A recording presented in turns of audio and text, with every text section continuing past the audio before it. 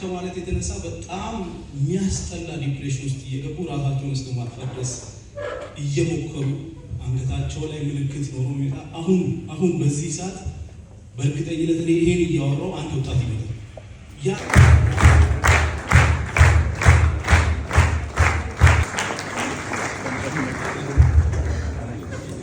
ጅማ የመምጣት ስናስብ መጀመሪያ እንደውም ማድረግ አስበን ነበር። ምክንያቱም ያው ጅማዎችን ሶሻል ሚዲያ ላይ ማየት የተለመደ ነው። ኦልሬዲ ከዚህ ከጅማ ወጥተው የተለያዩ ስራ ላይ ያሉ ሰዎች ያሉባት ከተማ ነች እና ጅማ ቀድመን ለመምጣት አስበን ነበር፣ ግን ያው ሳንቆይ መጥተናል። የጅማ ልጆች ሶሻል ሚዲያ ላይ በጣም ትልቅ ተጽዕኖ መፍጠር የቻሉ ሰዎች አሉ። ከዚህ ከተማ ሄደው ለምሳሌ ዶክተር አብይን መጥቀስ ይቻላል። አክቹዋሊ ሁለቱም ዶክተር አብዮች ናቸው አይደል? አዎ። ስለዚህ ኢትዮጵያ ውስጥ በጣም ጥሩ ስራ እየሰሩ ካሉ ሰዎች ውስጥ ሶሻል ሚዲያ ላይ አንዱ ዶክተር አብይ ታደሰ ነው። በሙያው ሐኪም ነው። ከዚህ ከተማ ወጥቶ ሶሻል ሚዲያ ላይ ጥሩ ነገር መስራት ከቻሉ ሰዎች ውስጥ አንዱ ነው እና ሌሎችም እንደዚህ በጣም ትልልቅ ስራ እየሰሩ ያሉ ሰዎች አሉ። ስለዚህ ዛሬ እነሱን እንደ ምሳሌ እንጠቅሳለን፣ በደንብ እናወራለን። ከላይ ያላችሁ ድምፅ ይሰማል አይደለ? ከተማችሁ በጣም ነው የምታምረው። አየሩን ስገምት ትሞቃለች። ዩኒቨርሲቲ ነች ጅማ ዩኒቨርሲቲ እና የከተማው ሰው የዩኒቨርሲቲው ሰው በጣም አሪፍ ህዝብ ያለበት ከተማ ነው እና በጣም ጅማን ከዚህ በፊትም ለጅማ ያለኝ አመለካከት የተለየ ነው። ለማንኛውም ዛሬ ቀጥታ ወደ ስልጠናው እንገባለን። ጾምም ስለሆነ ቶሎ ብለን ዋና ሜን ፖይንቶች ላይ ፎከስ እናደርጋለን። ስለዚህ ሶሻል ሚዲያን በመጠቀም በወር አትሊስት 30 ሺህ ብር እንዲሰሩ 5000 ወጣቶችን እንፈልጋለን። እነዚህ ወጣቶች የራሳቸው ስራ ያላቸው ሰዎች ናቸው፣ የራሳቸው ትምህርት ያላቸው ሰዎች ናቸው። ግን በትርፍ ጊዜ ሌላ ህይወታቸውን ሳይሻማ ቴክኖሎጂ ላይ እኛ የምንሰራቸውን ስራዎች ሰርተው አትሊስት በወር 30 ሺህ ብር የሚያገኙበትን ነገር ለማመቻቸት ነው ማለት ነው። ያንን በሚመለከት ስልጠና ነው እየሰጠን ያለ ነው። እስካሁን ባሉ ከተሞች በጣም አሪፍ የሆነ ጊዜ ነበረን። የጅማ ደግሞ በደንብ ይለያል ብለን እናስባለን። ከዚህ በፊት ስልጠና ከነበረባቸው ቦታዎች የወሰድናቸው ልምዶች አሉ፣ ማስተካከል አለብን ብለን ያሰብናቸው ክፍተቶች አሉ። እነሱን በዲቴል አስተካክለን ሞር የጅማውን አሪፍ አድርገን የመጣ ነው። ሌላ ደግሞ ሶሻል ሚዲያ ክፍለው ክፍያ የለም እያለን ግን የተለያዩ ሰዎች ክፍያ አለ በማለት ያወራሉ። እሱ ብቻ አይደለም።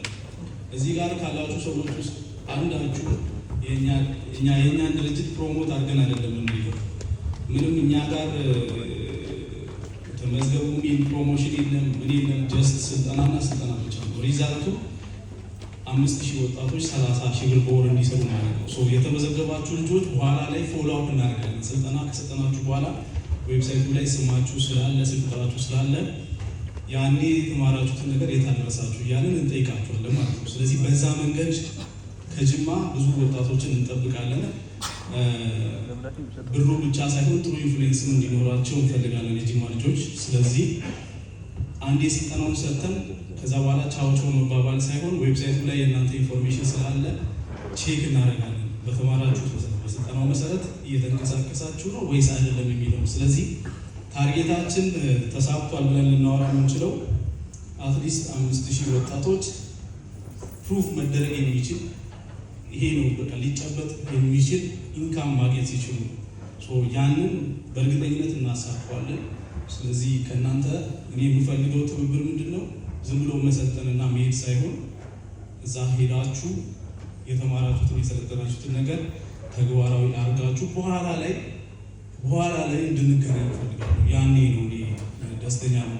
ሌላው ደግሞ ምንድን ነው ይሄ ስልጠና የሚመስለው ነገር አለ ብዙ ሰው ግን ያልሆነው ስልጠናው እንደዚህ ነው ብለው የሚያስቡ ሰዎች አሉ። አንደኛ የሆነ ሞቲቬሽን የሚመስላቸው ሰዎች አሉ። ስልጠናው ማለት ነው የሆነ በቃ እኔ እናንተን መጥቼ ማነቃቃ ሂዱ፣ ተነሱ፣ በቃ ሂዱ ሶሻል ሚዲያ ላይ ዛሬ ጀምሩ ምናምን እያልኩኝ ለማነቃቃት የመጣው የሚመስለው ሰው አለና እኔ ለማነቃቃት አይደለም የመጣሁት። እኔ የምሰራውን ነገር ልነግራችሁ ነው የመጣሁት። ጓደኞቼ የሚሰሩትን ነገር እንደዚህ ነው የምንሰራው፣ እናንተም እንደዚህ የሚሰሩ ጥሩ ነገር ታገኛላችሁ የሚለው ነገር ለማውራት ነው እንጂ ሞቲቬሽን አይደለም አንደኛ።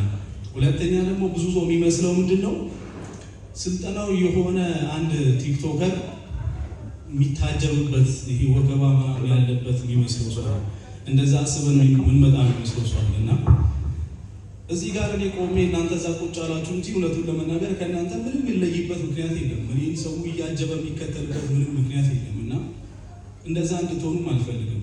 የጅማ ልጆች ደግሞ አራዳዎች ናቸው። አንድ ቲክቶከር መጣ ብለው እያጀቡ ወከባ የፈጥሩ ልጆች አሉ እና እንደዚህ አይነት አይደለም። ይሄ ሾው ሳይሆን ትሬኒንግ ነው። እናወራለን፣ ያወራነው ነገር ትጠይቁኛላችሁ። ኢንፎርሜሽን አቅርብ ለዚህ ነገር እንደዚህ ላልከው ነገር ካላችሁ ኢንፎርሜሽን ሰጣችኋለሁ። ከዛ ውጪ ደግሞ በዲቴል ምን ማድረግ እንዳለብን እናወራለን እንጂ ይሄ የሆነ ቲክቶከር የሚታጀብበት ወከባ ያለበት ምናምን አይደለም። እንደዛ እንድታስቡ አልፈልግም። ፓርትነርና ከምታስቡት በላይ ሰው ነው የሚመጣው። ምን አይነት የአእምሮ ነው? በጣም ከባድ የሆነ ዲፕሬሽን ውስጥ እየገቡ ማለት ነው። የሚመጡበት ምክንያት አብዛኞቹ ለምን መሰላችሁ? ዩኒቨርሲቲ ተምሯል፣ ቤተሰብ የሚጠብቀው ነገር አለ። እሱ ግን ቤት ቁጭ ብሏል። አባት፣ እናት፣ ልጅ ፍጥጥ። ከዛ በኋላ ፕራይቬሲ የሚባል ነገር ራሱ የለውም። በእድሜ ትልቅ ነው። በአስተሳሰብ ማድረግ የሚችለው ነገር አለ፣ ግን እንዳይንቀሳቀስ የያዘው ነገር አለ። አብዛኛው ወጣት ማለት ነው። በዛ ምክንያት ፋይናንሻል ፍሪደም የለውም። አብዛኛው ሰው አሁን ለምሳሌ ቤተሰቡን ይወዳል እኮ ግን ተከራይተው መኖር ይፈልጋል። አብዛኛው ሰው ለምን? በቃ ቤተሰቦቹ ከሱ የሚጠብቁትን ነገር እንዳላሳካ ስለሚሰማው ማለት ነው አብዛኛው ወጣት እና በዚህ ምክንያት ቁጭ ከማለት የተነሳ በጣም የሚያስጠላ ዲፕሬሽን ውስጥ እየገቡ ራሳቸውን እስከ ማጥፋት ድረስ እየሞከሩ አንገታቸው ላይ ምልክት ኖሮ ሁኔታ አሁን በዚህ ሰዓት በእርግጠኝነት እኔ ይሄን እያወራው አንድ ወጣት ይመጣል። ያን ያክል በጣም ከባድ የሆነ ዲፕሬሽን አለ ሀገራችን ላይ ማለት ነው። ወጣቶች ሕክምና ትሰጣላችሁ፣ ይመጣል ሰው ዲፕሬሽን ነው መድኃኒት ይሄን ውሰድ፣ እንደዚህ ብታረግ ጥሩ ነው፣ እንደዚህ ብታረግ ጥሩ ነው ትሉታላችሁ። ነገር ግን ትልቁ ችግር መሰረት ላይ ያለው ችግር አለ። እሱ ምንድነው? ገንዘብ የለውም። ይሄድ ገብቷችኋል? ራሱ እንኳን ልብስ ለራሱ ቲሸርት የሚገዛበት ገንዘብ የለው፣ ቤት ፋይናንሻሊ ፍሪ የሚሆንበት አቅም የለው፣ ስራ የለው።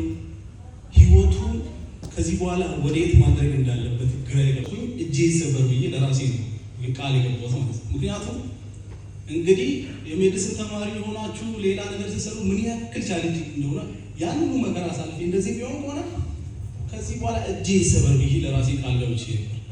ከዛ በኋላ አልቻልኩም። እንዴት ማታ ስተኛ 36,000 ብር ትጮኻለች ጆሮዬ።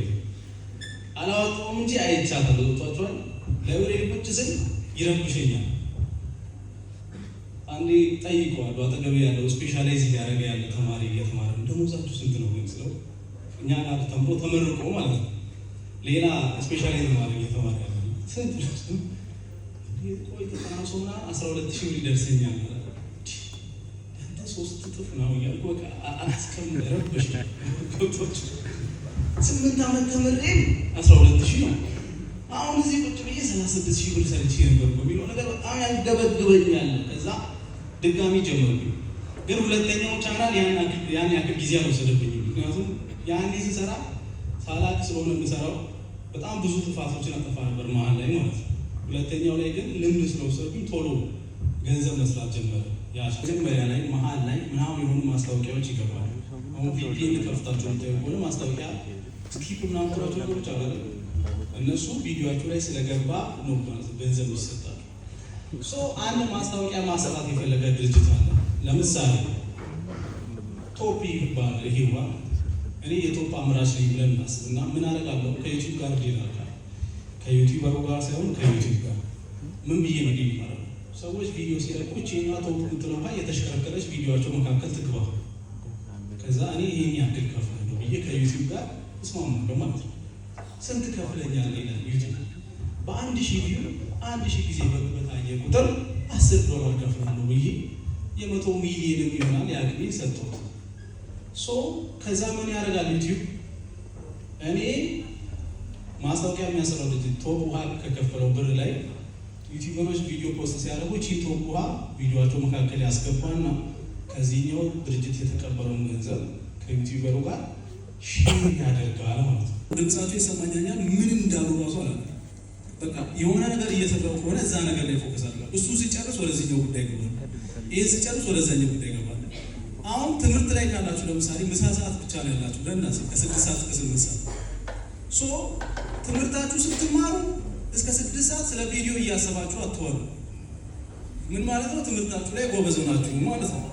ቪዲዮ ስትሰሩ ደግሞ ስላልሰራችሁት አሳይመንት አታስቡ። ምን ማለት ነው? ቪዲዮ ላይ ጎበዝ ናችሁ ማለት ነው። ችግሩ የጊዜ ማጣት አይደለም። አብዛኞቻችን ፎከስ የማድረግ ችግሩ በቃ የሆነ ነገር ስትሰሩ እሱ ላይ ብቻ ፎከስ አድርጉ። ከዛ በኋላ ያንን ስትጨርሱ ወደ ሌላ ጉዳይ ትገባላችሁ። አብዛኞቻችን የሆነ ነገር ለማድረግ እጃችን ቪዲዮ ለመቅረጽ አስቀምጠን ትናንትና አክስታችን ስላለችን ነገር እየተጨነቅን ወይ እንደዚህ ብላይ ሆና እያለን እሱን እናሰላስላለን፣ ወይ ስለ ነገ የምንሰራው ነገር እንጨነቃለን። ዋናው ነገር ታይም ማኔጅ ማድረግ፣ ሶሻል ሚዲያም ላይ የተለያዩ ስራዎችን ለመስራት ትልቁ ቁልፍ ፎከስ ኦን ዋን ቲንግ አት ዋንስ። የሆነ ነገር እያደረግ ከሆነ ያ ነገር ላይ ብቻ ፎከስ ነው። ከዛ እሱ ስጨርስ ወደ ሌላ ጉዳይ ትገባል። መታገስ አለባቸው።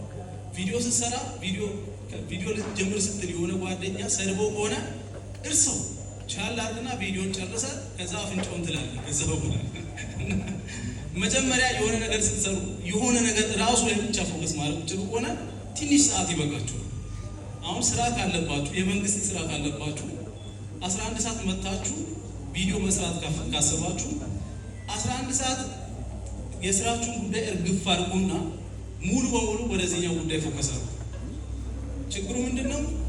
ለምሳሌ ሪያክሽን ቪዲዮ ለመስራት ያስቡና ምን ያደርጋሉ ሰዎች ከቲክቶክ ላይ ሪያክት የሚያደርጉባቸው ቪዲዮዎች ለማግኘት ይገቡና የሆነ ወሬ አይተው እሱ ላይ ቁጭ ከዛ ያንን እያዩ ብለው ቪዲዮም ሳይቀርጹ አሉ ማለት ነው። ስለዚህ ምንድን ነው የፈለጋችሁት? ዛሬ መስራት የፈለገው ነገር ምንድን ነው? ስለ ነገው አታስብ፣ ስለ ትናንቱ አታስብ። አሁን እየሰራ ስላለው ነገር አስብ። እሱ ላይ ፎከስ ማድረግ ይበቃል ጊዜው። ችግሩ አብዛኞቻችን አንድ ነገር ላይ ፎከስ ነው ማድረጋችን። አምስተኛው ምንድን ነው? ኒሽ ሴሌክሽን የሚለው ጥያቄ ድጋሚ ተጠየቀ ማለት ነው። ምን አይነት የቪዲዮ ዘርፍ የሚለውን በሚመለከት ብያችኋል። እናንተ ወደዳችሁም ጠላችሁም አእምሯችሁ ሚላችሁ ኮንተንት አለ። አላምን ብላችሁ አልፈልግም ብላችሁ ስትከራከሩ እንጂ አእምሯችሁ ሚላችሁ የሆነ ኮንተንት አለ። 3 4 ከሆነ ዝም ብላችሁ ሊስት አድርጓችሁ መጀመሪያ በየተራ ማለት ነው። የትኛውን ሞር ትፈልገዋለህ፣ የትኛውን ቀጥለህ ትፈልጋለህ፣ የትኛውን ቀጥለህ ትፈልጋለህ የሚለውን አስቀምጥና አንደኛውን ምረጥ። መጀመሪያ አንደኛውን አይነት የቪዲዮ ዘርፍ እየሰራ ትቆይና ከዛ በኋላ ወደ ሌላው ትሄዳለህ፣ ወይም ደግሞ እሱ ብቻ ይዘህ መቀጠል ትችላለህ። ሌላኛው ኢንተርናሽናል ኮንተንት በምትሰራበት